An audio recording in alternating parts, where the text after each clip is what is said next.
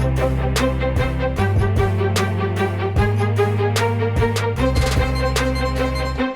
அதிமுக இதில் எது பலமான கூட்டணி? ரெண்டு கூட்டணியும் ஒரே பலத்தில் இருக்கிற மாதிரி தான் எனக்கு தெரியறது. திமுக அதிக அளவுக்கு இடங்களை விட்டு கொடுத்துருச்சா கூட்டணி கட்சிகளுக்கு? அவங்கள பொறுத்தவரையிலையும் அவங்களுக்கும் ஒரு மெகா கூட்டணி உருவாகணும் என்பது தான் அவங்களுடைய எண்ணம். ஆனால் கடந்த சட்டப்பேரவை தேர்தல் வச்சு பார்க்கும்போது திமுகவோட கூட்டணி கட்சிகள் நின்ற இடங்கள் எல்லாம் அதிமுக ஜெயிச்சிருக்கு. திமுக வாங்கின அளவிற்கு வாக்கு சதவீதம் அதனுடைய தோழமை கட்சிகள் வாங்கவில்லை. விடுதலை சிறுத்தைகள் திமுகவுக்கு பலமா பலவீனமா? வடக்கு மாவட்டங்களில் அதுக்கு ஒரு பலம் கொடுக்கத்தாங்க. அதிமுக கொஞ்சம் பெட்டரா பெர்ஃபார்ம் பண்ணியிருக்கு கூட்டணி அமைக்கிற விஷயம். அதாவது அவங்களும் விட்டு கொடுத்துருக்காங்க. தென் மாவட்டங்களாக இருக்கட்டும், காவிரி டெல்டாவாக இருக்கட்டும், திமுக கூட்டணி இன்றைக்கு அது வைத்திருக்கிற கூட்டணி பலமாக தான் இருக்கு. இவங்க இவங்க மேற்கு ப்ளஸ் நார்த்து, இந்த ரெண்டு இடத்துல இவங்க பலமாக இருக்காங்க. டிடிவி ஃபேக்டர்னால இவங்களுக்கு இழப்பு வரும். ஆனால் பாரதிய ஜனதா கட்சிக்கு இந்த தேர்தல் தமிழகத்தில் எந்த அளவுக்கு லாபத்தை கொடுக்கும்? கன்னியாகுமரியில் நீங்கள் பார்த்தீங்கன்னா அவங்க ஜெயிக்கிறதுக்கு வாய்ப்புகள் இருக்கு. வணக்கம் நண்பர்களே. திமுக அதிமுக எந்த அணி பலமானது? யாருக்கு வெற்றி வாய்ப்பு இருக்கிறது? இதற்கு மூத்த பத்திரிகையாளர் திரு ராமகிருஷ்ணனின் பதில் என்ன? வணக்கம். வணக்கம். திமுக அதிமுக இதில் எது பலமான கூட்டணி? ரெண்டு கூட்டணியும் ஒரே பலத்தில் இருக்கிற மாதிரி தான் எனக்கு தெரியறது. ஸோ அதனால் உங்களுக்கு ஆனால் இந்த எலெக்ஷன்ஸ் பார்த்திங்கன்னா ரெண்டு கட்சிகளுக்குமே அவங்களுடைய பெருந்தலைவர்கள் இறந்து போனதுக்கு பிறகு சந்திக்கின்ற முதல் தேர்தல். அதனால் ரெண்டு பேருமே ஈவன்லி பேலன்ஸ்ட் என்று தான் சொல்லுவோம். எப்படி ரெண்டு பேருமே பலம் எப்படி சொல்றீங்க? 2016 ஒரு 1.25% தான் ரெண்டு கட்சிகளையும் பிரித்தது. இப்போ அதிகமாக இருக்கு. அதாவது 2016 நம்ம திமுக கூட்டணிக்கும் அஇஅதிமுகவிற்கும் வித்தியாசம் ஒரு சதவீத புள்ளி ப்ளஸ். ஓகே, அதுதான் அது. ஆனால் உங்களுக்கு இப்போ ஒரு ரூல் என்ன சொல்லுவாங்கன்னா, அரசியல் கட்சிகளுக்குள்ளே பேசுகிறது, அஇஅதிமுகவும் திமுகவுக்கும் ஒரு 10%, ஒரு 7-8% வித்தியாசம் சொல்லுவாங்க. ஆனால் இன்றைக்கி எல்லாருக்கும் தெரியும் அஇஅதிமுகவில் ரெண்டு பிரிவுகள் இருக்கின்றன. பெருசுன்னு சொல்ல முடியுமா தெரியல. ஸோ அவர் தினகரன் எந்த அளவிற்கு அவர் அஇஅதிமுக வாக்கு வங்கியை குறைச்சிருப்பாருன்னு தெரியல. ஸோ இதெல்லாம் பார்க்கும் பொழுது நம்ம இன்றைக்கு பார்க்கும் பொழுது, அதனால் நான் ஒரு இது ஏன்னா நம்மளுக்கு டேட்டா வேறு ஒன்றும் கிடையாதுனால இன்றைக்கி ரெண்டு பேரும் ஈவன்லி பேலன்ஸ் தான் நான் சொல்ல முடியும். அதிமுக திமுக ரெண்டுமே. அதாவது நீங்கள் அந்த நீங்கள் கேட்ட கேள்வினால நீங்கள் ஒரு சதவீதம் தானே குறைவு அப்படின்னு கேட்டீங்கன்னா, அதனால நான் சொல்கிறேன். இன்றைக்கு பார்க்கும் பொழுது அதில் எனக்கு ஒன்றும் ஒரு பெரிய மாற்றம் தெரியவில்லை. அதாவது ஏன்னா இந்த அஇஅதிமுகவில் ஒரு பிளவு இருக்குது, திமுகவில் ஒன்றும் பிளவு இல்லை. ஓகே, அவர் கலைஞர் போனதுக்கு பிறகு கட்சியில் ஒன்றும் நடக்கலை. பட் அஇஅதிமுக அப்படி இல்லை, அப்படி இருக்குது. ஸோ அப்படி பார்க்கும் பொழுது அந்த ரெண்டு பேருக்கும் வித்தியாசம் ரெண்டு பேரும் ஒரே மாதிரி தான். அதாவது கூட்டணி விதத்தில், அதாவது அவங்களை அமைத்த கூட்டணியை வைத்து பார்க்கும் பொழுது ரெண்டு பேரும் ஈவன்லி பேலன்ஸ்ட் மாதிரி தான் தெரியும். திமுக அதிக அளவுக்கு இடங்களை விட்டு கொடுத்துருச்சா கூட்டணி கட்சிகளுக்கு? அதாவது இப்போது திமுக எனக்கு அப்படி தோணலை. அவங்க அந்த மாதிரி அதிக இடங்களை விட்டு கொடுத்துட்டாங்கன்னு தோணலை. அவங்கள பொறுத்தவரையிலையும் அவங்களுக்கும் ஒரு மெகா கூட்டணி உருவாகணும் என்பது தான் அவங்களுடைய எண்ணம். ஏன்னா இப்போ சிபிஐ, சிபிஎம், எம்டிஎம்கே, எம்டிஎம்கே இந்த மூன்று கட்சிகளும் 2006 இருந்தாங்க. 2006 எம்டிஎம்கே இல்லை. ஸோ இது ஒரு நீண்ட காலத்திற்கு பிறகு இந்த கட்சிகள்லாம் உள்ளன. ஸோ அவங்களெல்லாம் அரவணைச்சிட்டு போகலாமே அப்படிங்கிற ஒரு எண்ணத்தில். இன்னொன்று, ஸோ தேசிய இதில் அவருக்கும் ஒரு இது இருக்குது, ஒரு பங்கு, அரசியலில் பங்கு இது பண்ண போகிறாரு. ஸோ அதனால் எல்லாரையும் ஒரு அரவணைச்சு போகணுங்கிறதுனால அவங்க அந்த மாதிரி செஞ்சுருக்காங்க. ஆனால் கடந்த சட்டப்பேரவை தேர்தல் வச்சு பார்க்கும்போது திமுகவோட கூட்டணி கட்சிகள் நின்ற இடங்கள் எல்லாம் அதிமுக ஜெயிச்சிருக்கு. அதே மாதிரியான ஒரு பயம் திமுகவுக்கு இல்லாமல் இருக்குமா? அதாவது நான் இப்போ again coming back to the data journalism பார்க்கும் பொழுது, நீங்கள் இந்த ஓட் ட்ரான்ஸ்ஃபர் நீங்கள் டேட்டா வைஸ் பார்க்கும் பொழுது திமுக வாங்கின அளவிற்கு வாக்கு சதவீதம் அதனுடைய தோழமை கட்சிகள் வாங்கவில்லை. அதுக்கு யார் காரணம், என்ன காரணம்? இது டேட்டா தான் சொல்லுது. ஓகே, ஏன்னா இவங்க 40 சொச்சம் வாங்குறாங்க. தட் இஸ் டிஎம்கே அதாவது அவங்க போட்டியிட்ட தொகுதிகளில் அவங்க எவ்வளவு சதவீதம் வாங்குறாங்க அப்படின்னு நம்ம கணக்கு எடுத்துக்கிட்டிங்கன்னா, டிஎம்கே 41.35% வாங்கிறார்கள். ஆனால் காங்கிரஸ் வாங்கின சதவீதம் 36.74. ஸோ 5% புள்ளி வித்தியாசம் இருக்கிறது. இது வந்து அரசியல். ஏன் இந்த வித்தியாசம் ஏற்படுத்தினது என்பதுங்கிறது அரசியல் காரணங்கள். ஸோ எதுக்கு சொல்ல வர, நீங்கள் கேட்ட கேள்விக்கு அதனால் வந்து இது வந்து இது என்ன சொல்கிறது, வந்து அவங்க தோழமை கட்சிகள் நிறுத்தி வைக்கிறதுனாலே அவங்க தோற்றுப்படுவாங்க அப்படின்னு நினைக்கணும்னு அவசியம் இல்லை. கூட்டணியில் இருக்கிற எல்லா கட்சிகளும் அந்த கூட்டணி தர்மத்தோடு செயல்பட்டால் திமுகவுக்கு வாங்குகிற வாக்கு சதவீதம் தான் மற்ற கட்சிகளுக்கும் வரணும். விடுதலை சிறுத்தைகள் திமுகவுக்கு பலமா பலவீனமா? விடுதலை சிறுத்தைகள் உங்களுக்கு அந்த வடக்கு மாவட்டங்களில் அதுக்கு ஒரு பலம் கொடுக்கும். எல்லா மாவட்டங்களையுமா? வடக்கு மாவட்டங்கள், அதாவது நீங்கள் குறிப்பாக இந்த தென்னார்காடுன்னு சொல்லப்படுகின்ற கடலூர், விழுப்புரத்தில் அவங்களுடைய பெர்ஃபார்மன்ஸ் வந்து நல்லா தான் இருந்தது. 2016 நீங்கள் எடுத்து பார்த்தீங்கன்னா அவங்களால எப்படியும் அந்த தொகுதிகளை பார்த்தீங்கன்னா 25,000-30,000 ஓட்டு வாங்கி தர முடியும். ஆனால் விடுதலை சிறுத்தை இருக்கிறதுனால வன்னியர் சமூக மக்கள் திமுக இருந்து விலகி போகக்கூடிய வாய்ப்பு இருக்குங்கிற பயம் திமுக இருந்ததில்லை? திமுக இருந்திருக்கலாம். ஆனால் இப்போ நீங்கள் அந்த வன்னிய சமூகத்தினுடைய சமூகத்தினுடைய பிரதிநிதி அப்படின்னு சில சமயத்தில் வந்து சொல்லப்படுகின்ற ஒரு பாமக இன்றைக்கு அஇஅதிமுக தான் இருக்குது. ஸோ அதனால் இப்போது இந்த கட்சியும் அவரோட சேரலைன்னு வச்சுக்கோங்க. இப்போ ஒரு பேச்சுக்கு அப்போ இன்னும் பலவீனமாக போயிருப்பாங்க. அதனால் வந்து அதனால் அவர் சேர்த்துட்டது அட்லீஸ்ட் ஒரு எஸ்சி ஓட்ஸ் வந்து நம்மக்கிட்ட ஒரு கொஞ்சம் இழுக்கலாம் அப்படின்னு. நீங்கள் சொல்கிறத பார்த்தா பாமக அதிமுக போனதுனால வன்னியர் சமூக மக்களுடைய வாக்குகள் அதிமுக கூட்டணி போகும், அதை தடுக்கிறதுக்காக விடுதலை சிறுத்தைகள் திமுகவுக்கு தேவை அப்படிங்கிற மாதிரி சொல்லி இல்லை. அதாவது பாமகக்கு அந்த மாதிரி ஒரு பிம்பம் அப்பப்போ இது பண்ணுறது, அவங்களும் அந்த மாதிரியான அதுக்கு அவங்களே காரணமாக இருந்திருக்காங்க. அதனால் நான் சொல்கிறேன், இதை பின்னணியில் பார்க்கும் பொழுது, அதாவது இப்போ அவங்க என்ன சொல்கிறாங்க, நாங்கள் அது மாதிரி சொன்னீங்கன்னா எங்கள் ஜாதி கட்சி இல்லைன்னு சொல்கிறாங்க. உண்மையாக கூட இருக்கலாம், அது நான் மறுக்கலை. ஆனால் அவங்க வந்து 2012 அதற்கு பிறகு சில நிகழ்ந்த இதெல்லாம் பார்த்தீங்கன்னா அவங்க வந்து வன்னியருடைய தன்னுடைய பிரதிநிதியாகவும் சொல்லிக்கிறதுல அவங்களுக்கு வந்து தயக்கப்பட்டதில்லை. ஸோ அதனால் வந்து அப்படி இருக்கும் பொழுது இந்த சூழலில் அது தேர்தல் என்று வரும்பொழுது, பிரச்சாரம் பரப்புரைன்னு வரும்பொழுது இதெல்லாம் வரத்தான் வரும். விடுதலை சிறுத்தைகள் உதயசூரியன் சின்னத்தில் நிற்கிறதுனால திமுகவுக்கு கொஞ்சம் லாபமாக இருக்குமா? லாபம் உதயசூரியன் சின்னத்தில் நிற்க போகிறாங்கன்னா அது லாபம் இருக்கும். அதாவது நான் என்ன சொல்கிறேன், அந்த செலக்டட் அந்த ஏரியாஸில் வந்து அவங்களுக்கு வந்து அந்த எஸ்சி, நீங்கள் நார்தர்ன் டிஸ்ட்ரிக்ட்ஸ் பொதுவாகவே எஸ்சி பாப்புலேஷன் அதிகமான இருக்கிற ஒரு பிராந்தியம். அதனால் இப்போ இவங்களுக்கு அங்கே ஒரு ப்ரெசன்ஸ் இருக்குது. நீங்கள் அவங்களுக்கு ப்ரெசன்ஸ் இல்லைன்னு சொல்ல முடியாது. அதனால் அவங்க அதாவது அந்த இடங்களில் பலம் தான். திமுக இடதுசாரிகளுக்கும் ஒவ்வொரு இடதுசாரி, இந்திய கம்யூனிஸ்ட் கட்சி, மார்க்சிஸ்ட் கம்யூனிஸ்ட் கட்சிக்கு 2 இடங்கள் கொடுத்துருக்கு. மதிமுகவுக்கு ஒரு மக்களவையிடமும் ஒரு மாநிலவையிடமும் கொடுத்துருக்கு. இதன் மூலம் கடந்த தேர்தல்களில் அதிக அளவுக்கு நல்ல பெர்ஃபார்ம் பண்ணாத கட்சிகளுக்கும் திமுக இடங்களை விட்டு கொடுத்துருக்கு அப்படின்னு எடுத்துக்கலாமா கூடாது? அதாவது அப்படி சொல்ல முடியாது. இப்போ சிபிஐ கம்பேர் டு சிபிஎம் நீங்கள் பார்த்தீங்கன்னா அவங்களுக்கு சில ப்ரெசன்ஸ் இருக்குது சில இடங்களில். ஃபார் எக்ஸாம்பிள் நாகப்பட்டினத்தில் தனியாக தான் நின்னாங்க 2014 90,000 ஓட்டு வாங்கினாங்க. ஸோ நீங்கள் அதனால் அவங்கள வந்து அப்படி நீங்கள் ஒரேடியாக சிபிஐயை வந்து அப்படி சொல்லிட முடியாது. சில அப்புறம் 2016 சில தொகுதிகள் 25,000 ஓட்டு, அவினாஷிலாம் 25,000 ஓட்டு வாங்குறாங்க. அவனால அப்படி இல்லை. தென் சிபிஎம்முக்கு வந்து அஃப்கோர்ஸ் பொதுவாக அவங்களுக்கு ஒரு மேக்ஸிமமாக ஒரு 35,000 ஓட்டு வச்சுருப்பாங்க. ஸோ நீங்கள் அதாவது அவர்களுக்கு தனியாக நின்றால் அவர்களுக்கு வந்து அவங்க ஒன்றும் பெருசாக பெர்ஃபார்ம் பண்ணாமல் போகலாம். பட் அவங்க இருக்கிறதுனால உங்களுக்கு சில அந்த சப்ளிமெண்ட்ரி வேல்யூ ஒன்று இருக்குது. ஓகே, உங்களுக்கு ஒரு 10,000-15,000 ஓட்டு துண்டு விழுறதுன்னா அதை அவங்க சரி செய்வாங்க. ரெண்டாவது அந்த மாதிரியான கட்சிகளை வச்சுக்கிறதுனால, ஏன்னா உங்களுக்கு 2 மார்க்சிஸ்ட் கட்சிகளுக்கும் தமிழ்நாட்டில் இருக்கிற தலைவர்கள் வந்து ரொம்ப ஒரு நல்ல பேர் இருக்குது.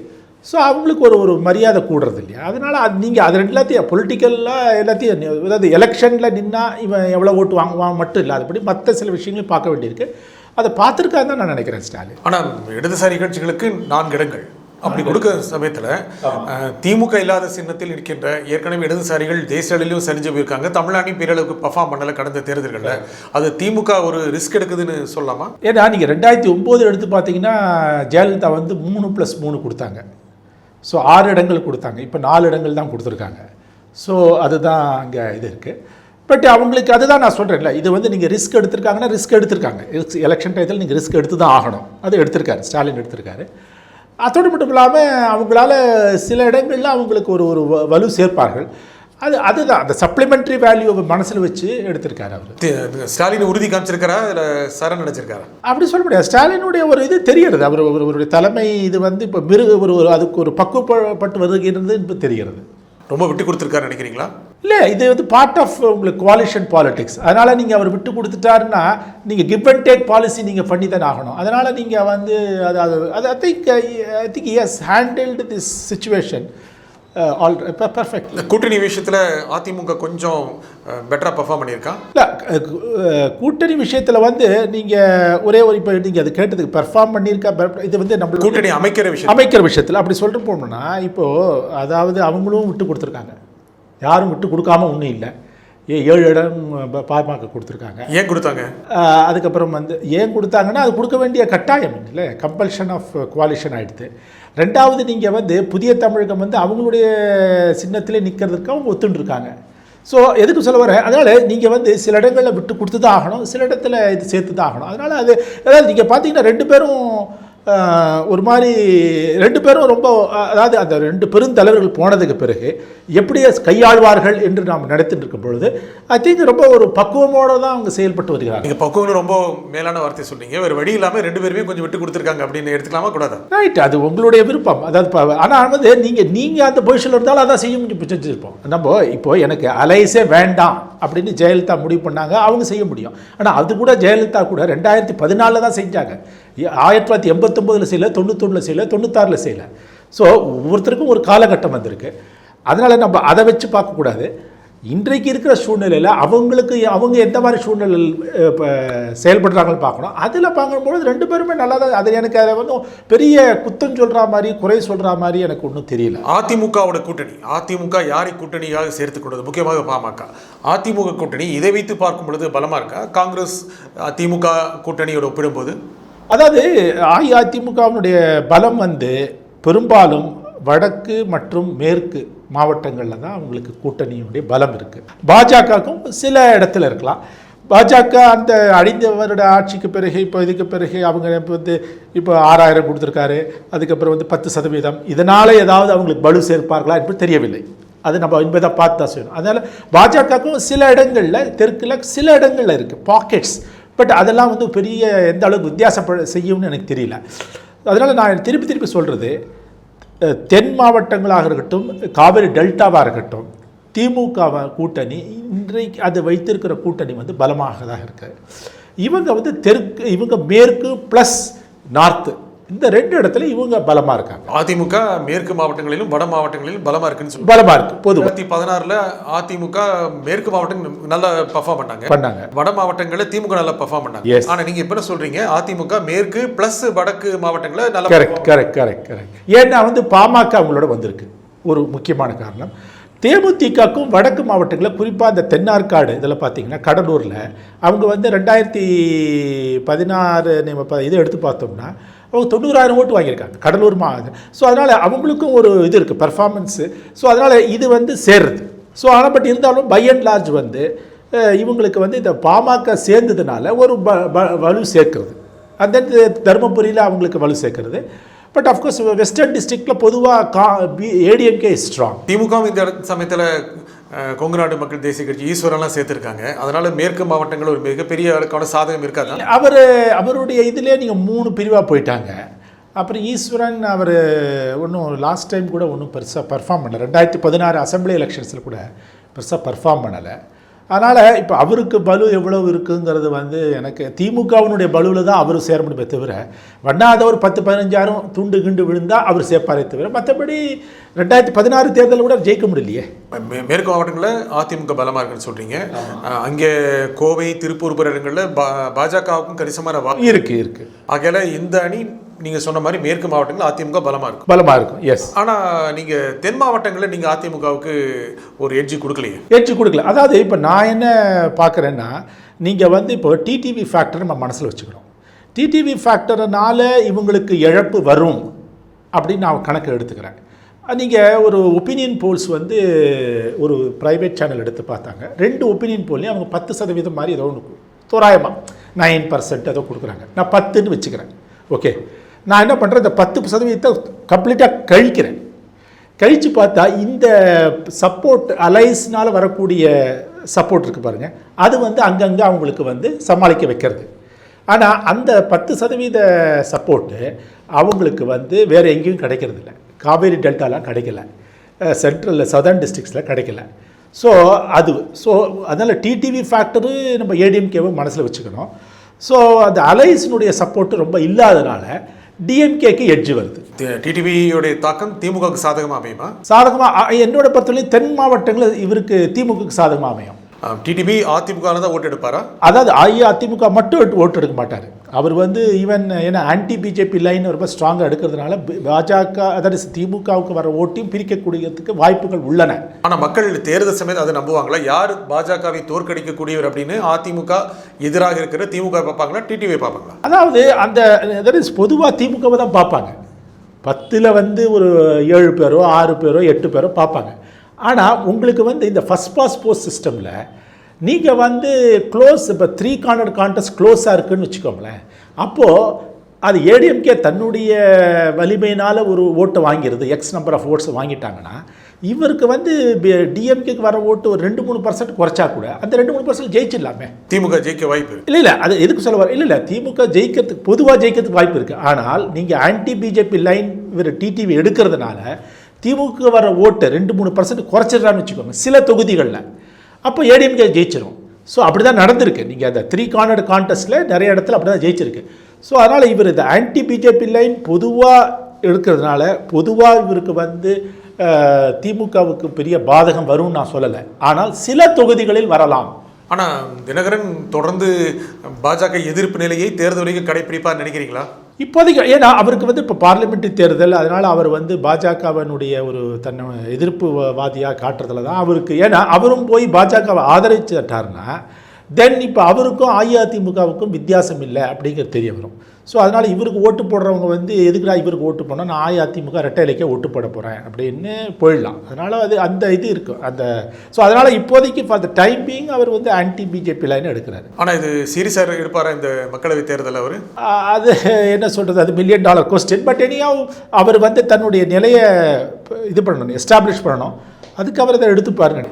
21 தொகுதி சட்டப்பேரவை இடைத்தேர்தல் வந்தால் அது அதிமுக திமுக இவங்க 2 பேருக்கு இடையே தான் போட்டியாக இருக்குமா? எஸ், 2 பேருக்கும் இடையே தான் போட்டியாக. ஆனால் டிடிவி ரோல் ப்ளே பண்ணுவார்ல? டிடிவிக்கு சில இடங்களில் அவர் ப்ளே பண்ணுவார். இப்போ ஆண்டிப்பட்டியாக இருக்கட்டும், அப்புறம் வந்து பாப்பிரெட்டிப்பட்டி பழனியப்பனாக இருக்கட்டும், சில இடங்களில் அவருக்கு ஒரு ரோல் வரும், பிரிப்பார், ஓட்டை பிரிப்பார். அவர் சில இடங்களில் இப்போ ஓட்டை பிரிப்பார். தேர்தலுக்கு அப்புறம் அதிமுக உண்மையான அதிமுக அப்படிங்கிற நிலைமை வர வாய்ப்பு இருக்கா? யார்? டிடிவிக்கு இல்லை, எடப்பாடி ஓபிஎஸோட அணி தான் மிகப்பெரிய அதிமுக அப்படிங்கிற நிலைமை வர வாய்ப்பு இருக்கா? இப்பொழுதே அப்படி தான் இருக்குன்னு நான் நினைக்கிறேன். அதாவது வந்து இது இருக்கு. பட் ஆனால் அதாவது அதை நீங்கள் எப்படி தேர்தல் வாக்கு சதவீதத்தை வச்சு சொல்கிறேன். வாக்கு சதவீதத்தில் வந்து உங்களுக்கு அது அப்படி தான் வரும்னு நான் நினைக்கிறேன். அப்படி தான் அது அப்படி. ஏன்னா இவரால் ரொம்ப ஒன்றும் இவருக்கு ஒரு இது இருக்குதுன்னு தெரியுது, ஒரு சப்போர்ட் பண்ணால் இருக்கலாம் இவருக்கு சில இடங்களில். பட் அந்த சப்போர்ட் வந்து ஓட்டாக கன்வெர்ட் பண்ணுற அளவுக்கு இவருக்கு இன்ஃப்ராஸ்ட்ரக்சர் இருக்கா, நெட்வொர்க் இருக்கா, அதெல்லாம் நம்ம பார்க்கணும். அது வந்து தேர்தல் சமயத்தில் தான் நம்மளுக்கு தெரியும். அதனால் வந்து அப்படி பார்க்கும் பொழுது இவருக்கு இந்த இபிஎஸ் ஓபிஎஸ் அவங்க இதுக்கு தான் அந்த உண்மையான அஇஅதிமுக. அந்த சின்னம் முக்கியமான ரோல் ப்ளே பண்ணுதா? சின்னம் எஸ், சில டயத்தில் உங்களுக்கு சின்னம் வந்து உங்களுக்கு ஒரு ஐடென்டிட்டி அது. பட் அது இப்போ ப்ளே பண்ண தான் பண்ணோம்.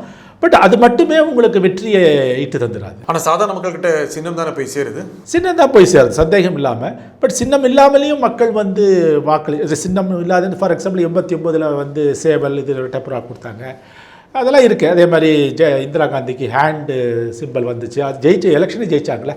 ஸோ அதனால் வந்து அதுக்கு ஒரு இம்பார்ட்டன்ஸ் நான் இல்லைன்னு சொல்லலை, மறுக்கலை. பட் அது மட்டுமே உங்களுக்கு முக்கியமா அப்படின்னு அது மட்டுமே முக்கியம் அல்ல. ஆனால் பாரதிய ஜனதா கட்சிக்கு இந்த தேர்தல் தமிழகத்தில் எந்த அளவுக்கு லாபத்தை கொடுக்கும்? 5 சீட் இருக்குது, 5 சீட்டில் அவங்க நல்லா பர்ஃபார்ம் பண்ணவங்கள ஜெயிக்கக்கூடிய அளவுக்கான வாய்ப்பு இருக்குமா? ஐ திங்க் கன்னியாகுமரியில் வந்து நீங்கள் பார்த்தீங்கன்னா அவங்க ஜெயிக்கிறதுக்கு வாய்ப்புகள் இருக்குது. அதை என்னை பொறுத்தவரை என்னென்னா ஒரே ஒரு 2016 தேர்தலில் எடுத்து பார்த்தோம்னா அஇஅதிமுக வந்து அந்த பார்லிமெண்ட் 6 அசம்பிளி செக்மெண்ட்ஸில் கிட்டத்தட்ட 25% வாக்குகள் வாங்கியிருக்காங்க. கன்னியாகுமரியில் பொதுவாக அஇஅதிமுக பலவீனமான கட்சி என்று சொல்லப்பட்ட கட்சி 2014 25% வாங்குகிறாங்க. ஸோ அந்த 2016 அந்த சதவீதம் அந்த 25% குறைஞ்சபட்சம் 15% இருந்தாலும் கூட இவங்களுக்கு ஏற்கனவே பாஜகவுக்கு ஒரு ஸ்ட்ரென்த் இருக்குது, அதை வச்சு அவங்க ஜெயிச்சிடலாம். ஆனால் கடந்த சட்டப்பேரவை தேர்தலில் திமுக 3 தொகுதியிலே ஜெயிச்சது. கரெக்ட், அதை தான் சொல்ல வரேன். அதாவது இந்த 3 கார்னர் கான்டெஸ்ட் அங்கே நடந்துச்சு. அதாவது பாஜகவிற்கும் திமுக, பாஜகவும் காங்கிரஸ் அப்படிதான் கான்டெஸ்ட் இருந்துச்சு. ஆனால் ADMK also performed very well, at least 4 கான்ஸ்டிடுவன்சிஸில். அதனால தான் வந்து அது ஃபஸ்ட் பாஸ் போஸ்டினுடைய அழகே எப்படின்னா, நீங்கள் 101 ஓட்டு வாங்குறீங்க, நான் 99 ஓட்டு வாங்கினாலும் ஒன்றும் பிரயோஜனம் கிடையாது. ஏன்னா ஒருத்தர் 75 ஓட்டு வாங்கியிருப்பார், எனக்கு வர ஓட்டையே அவர் எடுத்துன்னு போயிடலாம். பட் அவர் எடுத்துன்னு போகலாம், நான் கம்ப்ளைண்ட் பண்ணலாமே தவிர நீங்கள் ஜெயிச்சிருக்கீங்க. ஸோ அதுதான், அதனால் அவங்க ஜெயித்தாங்க. அதனால் நான் என்ன சொல்கிறேன், இப்போ பாஜகவும் அதிமுக சேரும் பொழுது அந்த கூட்டணியும் கொஞ்சம் வலிமையான கூட்டணியாக. ஆனால் கன்னியாகுமரியில் கிறிஸ்தவர்கள் இந்துக்கள் இந்த அளவுக்கான ஒரு போலரைசேஷன் தான் இருக்குது. போலரைசேஷன் இருக்குது. அதாவது இப்போ வந்து காங்கிரஸ் வந்து, ஆனால் காங்கிரஸினுடைய ஒரு ஸ்ட்ரென்த் என்னென்னா, அவங்க வந்து கிறிஸ்தவர்கள் ஓட்டுவும் அவங்களுக்கு பொதுவாக கிடைக்கும்னு சொல்லப்படுறது. ஸோ இப்போ அவங்க வந்து யாரை நிறுத்த போகிறாங்க, எந்த மதத்தினர் நிறுத்த போகிறாங்க அப்படிங்கிறத பொறுத்து இருக்குது. இன்கேஸ் அவங்களும் இந்து மதத்தினர் நிறுத்திட்டாங்கன்னா போட்டி இன்னும் கடுமையாக இருக்கும். அப்போ நீங்கள் வந்து சொல்ல முடியாது ஒரு கிறிஸ்துவர் நிறுத்தினீங்கன்னு சொல்ல முடியாது. ஸோ அதனால் அதையும் மனசில் வச்சுருப்பாங்க. ஏன்னா லாஸ்ட் டைம் வசந்தமாக தான் நின்னார். ஆனால் ரொம்ப டைட்டாகவே போச்சு. டைட்டாகவே போச்சு. ஏன் டைட்டாக போச்சு? அதுவும் இருக்குல்ல காரணம். ஏன் போச்சுன்னு நினைக்கிறேன். இல்லை போனது காரணம் ஏன்னா அவரும் அந்த காங்கிரஸ், எந்த காங்கிரஸை நீங்கள் வந்து மதசார்பற்ற கட்சி, போலீஸ் மதசார்பற்றுன்னு விமர்சித்தாங்களோ அவங்களும் ஒரு இந்துவை நிறுத்திட்டாங்க. ஸோ இப்போ இவரும் ஒரு இந்துவாயிட்டார். அதனால் வந்து அந்த விமர்சனம் நீங்கள் சொல்ல முடியாது. ஸோ அதனால் அதோடு மட்டும் இல்லாமல் அவருக்கும் வந்து ஒரு அந்த அந்த அந்த ஊரில் அவருக்கு ஒரு சக்தி, அதாவது நாடார் சமூகத்துக்குனார், அவருக்கும் ஒரு இது இருக்குது. அவருக்கு எக்கனாமிக் ரிசோர்ஸஸும் அவருக்கு ஸ்ட்ராங்காக இருக்குது. ஸோ அதனால் இது பண்ண முடியும். அதனால தான் அவர் தனியாக நின்று, அதான் 2014 காங்கிரஸ் தனியாக நின்றுச்சு, திமுகவுடைய ஆதரவு இல்லாதபடி நின்னாங்க. அதனால் அதை மனசில் வச்சுக்கோங்க. அதை வச்சு பார்த்தோன்னா Congress they did very well in Kanniyakumari. இப்போ காங்கிரஸும் திமுக சேர்ந்துருக்கிறதுனால காங்கிரஸுக்கு தானே பலம் அதிகம் இருக்குது. அந்த இடத்துல காங்கிரஸ் பலம் இருக்குது, நான் இல்லைன்னு சொல்லலை. ஆனால் அங்கேயும் ஈவன்லி பேலன்ஸ்டாக இருக்காங்க. ஏன்னா ஏடிஎம்கே வந்து அங்கே பெரிய பலமான கட்சி, ஒரு பிரமாதமான கட்சின்னு சொல்லப்படாத ஒரு இடம் தான் கன்னியாகுமரி. ஆனால் கன்னியாகுமரியில் டிடிவிக்கு ஆதரவு இருக்குது. டிடிவிக்கு ஆதரவு இருக்குது. ஆனால் பட் அது எந்த ஃபேக்டர், எவ்வளோ பர்சன்டேஜ் குறையும். அதனால தான் சொன்னேன் 25% 15% குறைஞ்சா கூட இவங்களுக்கு ஒரு 30% இருக்குது, ஒரு 25 to 30 இருக்குது. அதை வச்சு அவங்க வரலாம். ஆனால் it is going to be a very very fiercely contested election. தேசிய அளவில் இடங்களை கொடுக்குற அளவுக்கு தமிழ்நாட்டுடைய அதிமுக கூட்டணி ஒரு கணிசமாக இடங்களை பெறலாம். அது வந்து அதுக்கான வாய்ப்புகள் இருக்கின்றன. 40 சீட்டில் பாண்டிச்சேரி சேர்த்து நீங்கள் ஏன்னோ, அதாவது என்னுடைய கணிப்பு வந்து இந்த எலெக்ஷன்ஸ் வந்து 99 மாதிரி இருக்குன்னு நினைக்கிறேன். அதாவது 25-15 அப்படி சொல்கிறாங்க அந்த சமயத்தில். அந்த பொதுவாக அப்படி 2009 பார்த்தீங்கன்னா 28-12 இருந்தது. ஸோ வந்து இந்த சமயம் வந்து மேபி அதுவும் ஒரே மாதிரி 22-18 25 அந்த மாதிரி இருக்கும். 20 கூட ஆகலாம். அதனால் 2 பேருக்குமே வந்து ஏன்னா இந்த 3 கார்னர் கான்டெஸ்ட் எந்த மாதிரி போகும்னு தெரியாது. அதை பற்றி நம்மளுக்கு 3 கார்னர்ங்கிறது டிடிவி வச்சு தான் அது முக்கியமாக டெல்டா அல்லது இந்த மாதிரி கொஞ்சம் டெல்டா இது. அதுக்கப்புறம் வந்து முஸ்லீம்களுக்கும் அவர் ஓட்டை வாங்க பார்க்குறாரு. முஸ்லீம்களோட ஓட்டு எஸ்டிபியை வாங்க பார்க்குறாரு. மனிதநேய மக்கள் கட்சி அவரோட போய் சேரலாம், ஏன்னா அவங்களுக்கு இடம் இல்லைன்னு சொல்லிட்டாங்க. ஸோ இதெல்லாம் நீங்கள் பார்க்கும் பொழுது ஆன்டி பிஜேபி லைன் வேறு எடுக்கிறாரு. அதெல்லாம் சொல்லும் பொழுது முஸ்லீம் ஓட்டு அங்கே போச்சுன்னு வச்சுக்கோங்க, என்ன பண்ணுவீங்க? அப்போ டிஎம்கேக்கு போக வேண்டிய ஓட்டு அங்கே போயிடுச்சுன்னா தென் அவங்களுக்கு ஒரு ஸோ அதனால் 3 கார்னர் கான்டெஸ்ட் எப்படி போகும்னு நம்மளுக்கு தெரியாது. போகிற பட்சத்தில் 2 பேரும் 20-20 ஜெயிச்சாலும் நான் ஆச்சரியப்பட மாட்டேன். தேசிய அளவில் பிஜேபி மறுபடியும் ஆட்சிக்கு ஒரு வாய்ப்பு இருக்கா? சிங்கிள் லார்ஜஸ்ட் பார்ட்டியாக வருவாங்கன்னு தான் பொதுவான ஒரு இது இருக்குது. சிங்கிள் லார்ஜஸ்ட் பார்ட்டியாக வருவாங்களா? சிங்கிள் லார்ஜஸ்ட் வருவான்னு பேச்சு இருக்குது. ஆனால் அவங்க வந்து இப்போ உத்தரப்பிரதேசத்தில் வந்து இப்போ வரைக்கும் வந்து சமாஜ்வாதி பார்ட்டியும் பிஎஸ்பியும் ஒரு கூட்டணி இருக்குது. இன்னும் என்ன சொல்லுகிறாங்களா சில நண்பர்கள் வந்து அரசியல் இவங்க வந்து கடைசி மினிட்டில் கூட காங்கிரஸ் அந்த கூட்டணியில் சேர்ந்துடலாம், சேர்ந்து அவங்களுக்கு ஏற்ற மாதிரி சில தொகுதிகளை விட்டு கொடுப்பாங்க அப்படின்னு சொல்கிறாங்க. அப்படி நடக்குமே ஆனால் பாஜக வந்து ஒரு 10க்கு மிக குறைவான இடங்கள் தான் பெறுவாங்க அப்படிங்கிறது ஒரு எதிர்பார்ப்பு, ஒரு கணிப்பு இருக்குது. அது நடக்குமே ஆனால் அவங்க 77 சீட் ஜெயித்த ஒரு மாநிலத்தில் 7 சீட்டாக குறையிறாங்கன்னு வச்சுப்போம். இந்த 70 சீட்டுக்கு எங்கே போவாங்க? ஸோ அதனால் இதெல்லாம் நம்ம வந்து நிறைய இஃப்ஸ் அண்ட் பட்ஸ் இருக்குது. பட் ஆனால் ஆல் செட் அண்ட் டன் அவங்களுக்கு வந்து ஒரு சில இடங்களில் சில மாநிலங்களில் இந்த 5 வருட காலத்தில் சில மாநிலங்களில் அவங்க வந்து தன்னுடைய இடத்த பிடிச்சிருக்காங்க. ஸோ நீங்கள் அதையும் குறைச்சி மேற்கொள்ளுங்க. அதனால் கூட்டி கழித்து பார்க்கும் பொழுது அவங்க சிங்கிள் லார்ஜஸ்ட் பார்ட்டியாக வருவாங்க. ஆனால் அது 160 இடங்களுக்கு குறைவாக பெருவேறுகளாக 170. நீங்கள் சிங்கிள் லார்ஜஸ்ட் பார்ட்டி பிஜேபி சொல்கிறீங்களா? எஸ், சிங்கிள் லார்ஜஸ்ட் பார்ட்டி பிஜேபியை சொல்கிறேன். சிங்கிள் லார்ஜஸ்ட் பார்ட்டி பிஜேபி ஒரு 100. பட் சிம்பிள் மெஜாரிட்டி பிஜேபி கிடைக்காது. அது மாதிரி எனக்கு சொல்கிறது தெரியல. அதாவது நம்ம அதுமாரி சில இடங்களில் 210 ஜெயிக்கிறாங்க, 220 ஜெயிக்கிறாங்க. ஓகே, ஏன்னா நார்தர்ன் ஸ்டேட்ஸில் வந்து அவங்களுக்கு மத்திய பிரதேஷ், சத்தீஸ்கர் 2 மாநிலங்களுமே சட்டமன்ற தேர்தலில் வந்து ரொம்ப மோசமாக செயல்பட்டான்னு சொல்ல முடியாது. ஆட்சி போயிடுச்சு. பட் ஆனால் they also did well. But இது எப்படி பார்லிமெண்ட்டில் எப்படி போகணும்னு சொல்ல முடியாது. பட் இதுவே சொல்கிறேன் நான் அதாவது அவங்க 190 சீட்டுக்கு மேலே வாங்கிட்டாங்கன்னா பாஜக ஆட்சி தான் மீண்டும் வரும்னு நான் நினைக்கிறேன். ஏன்னா அதுக்கு பிறகு அவங்க சமாளிச்சிடலாம்.